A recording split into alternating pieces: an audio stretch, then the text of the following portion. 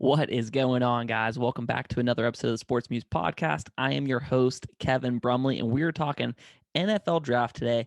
We are 7 days away, 1 week away, and I want to drop my 5 boldest predictions for this year's draft. And let me start off with this. Before I get to my first prediction, I'm not going like Skip Bayless, where I'm saying, crazy stuff like, Mac Jones is going to be better than Trevor Lawrence or anything like that.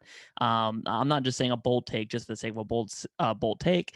This is stuff that I actually believe in, and you're going to want to stick around for all 5 because my 5th one's pretty bold. Pretty bold. So, number 1, I think if Micah Parsons falls out of the top 15 of this draft, he will undoubtedly be the biggest steal of this year's draft. When we look at Micah Parsons, he weighed in at his pro day at 246 pounds. He's a big modern day linebacker, and the dude can flat out fly. We saw him run a sub 4.40. His instincts are undoubtedly great at Penn State. We didn't see him play this past year because of COVID, but when he was on the field the year before, the dude is an absolute tank. He reminds me of Devin Bush or Devin White. You pick. When we watched the Super Bowl, man, Devin White was the best player on the field. And I'm saying that with Patrick Mahomes, he stood out the most. He had the most imprint on that game. And if you really go back and watch it, you saw what his speed did and what it allows the defense to do. So with that guy in the center of your defense, flying around, making plays, it's just you can't. There's only a few of them in the world, and I think Micah Parsons is one of them. So that's my first bold take. Number 2, I'm going with who I think is the most overrated player in this year's draft, and that is Jalen Waddle.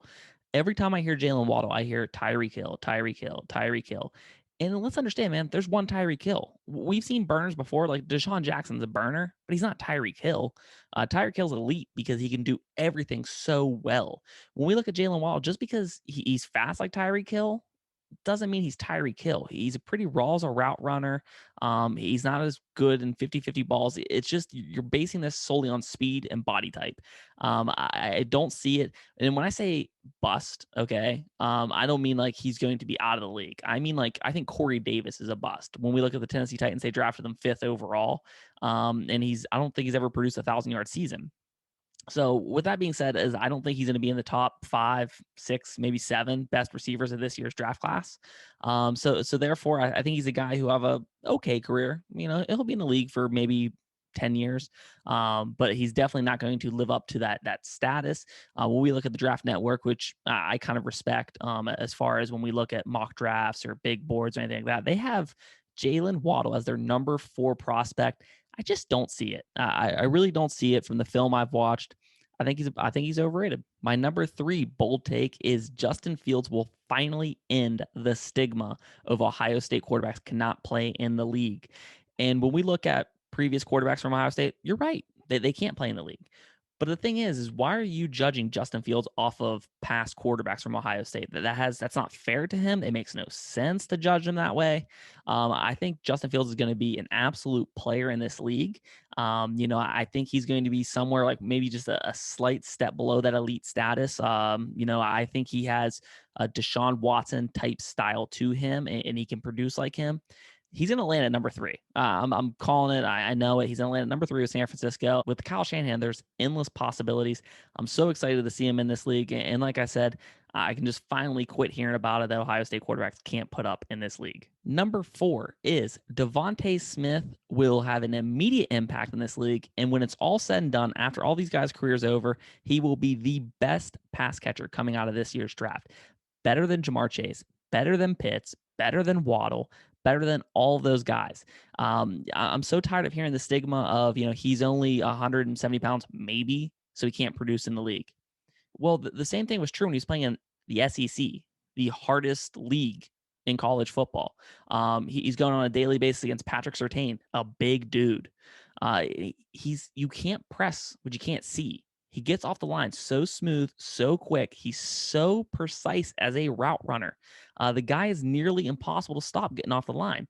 At the top of his routes, he has the speed to make you respect the deep ball, but he can also stop on a dime. He can run any route possible, and I think he's going to have an immediate impact. Like I said, watch out for him, and I'm calling it out, man. I'm tired of people sleeping on this guy. My number 5 bold take for this year's draft.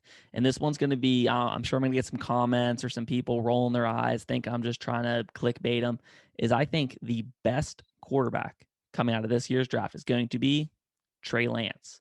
When it's all said and done, Trey Lance has the best parts of Josh Allen and Cam Newton. When I look at him, his arm strength is pretty elite.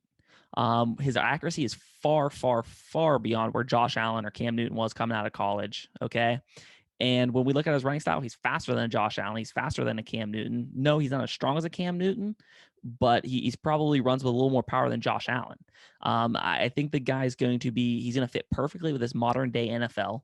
I think he has all the tools. Now, of course, it matters a little bit where he lands, obviously, but if he goes to like a Denver or if he lands the Pats trade up to get him, I really think he could be something extremely special and blow up on the scene. I mean, I've said it for a while. I think he'll be the first quarterback out of this class to make an all-pro team. And when we look at that, that's not an easy thing to do because there's only so many quarterback spots. So I think he's going to be the first all-pro out of this quarterback class. And I think he's going to be in the argument, if not just clear-cut, the best quarterback coming out of this year's draft. So make sure you guys let me know what you thought about my bold takes. Do you agree? Do you disagree? Am I an idiot? I'm sure some people think I am. That's completely fine. So drop in the comments what you guys think. Make sure you like the video, subscribe to the channel, help support us. That's the only way we can grow. And I will see you guys next time.